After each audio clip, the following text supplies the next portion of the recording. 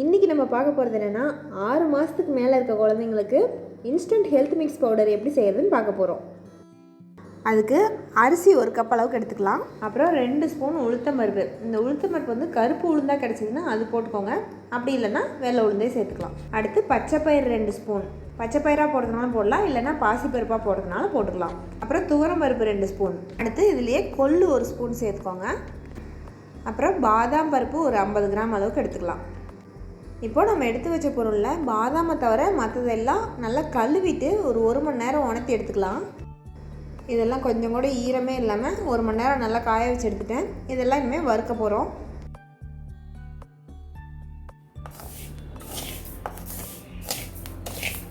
அரிசி நல்லா வறுபட்டுருச்சு. இப்போ இதை வேறு ஒரு பாத்திரத்தில் மாற்றிட்டு பருப்பெல்லாம் வறுக்கலாம். கொள்ளு வந்து சீக்கிரம் வறுபட்டுரும், அதனால் அதை தனியாக வறுத்துக்கிறேன். அப்புறம் பச்சைப்பயிறு, உளுத்தம்பருப்பு, துவரம்பருப்பு இது 3ஐயும் ஒன்றா வறுத்துக்கலாம். இந்த பருப்புலாம் வறுபட்ட உடனே தீயை அணைச்சிட்டு இதிலே 1 ஸ்பூன் பொட்டுக்கடலை சேர்த்துக்கலாம்.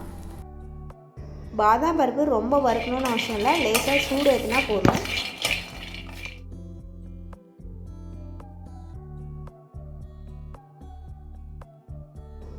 இப்போ இதெல்லாம் நல்லா ஆறட்டும்னு மிக்ஸி ஜாரில் போட்டு அரைச்சி எடுத்து வச்சுக்கலாம்.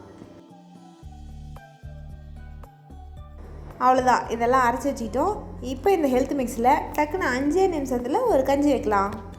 அதுக்கு ஒரு பாத்திரத்தில் நம்ம அரைச்சி வச்ச ஹெல்த் மிக்ஸை 2 ஸ்பூன் போட்டு கொஞ்சம் தண்ணி ஊற்றிக்கலாம்.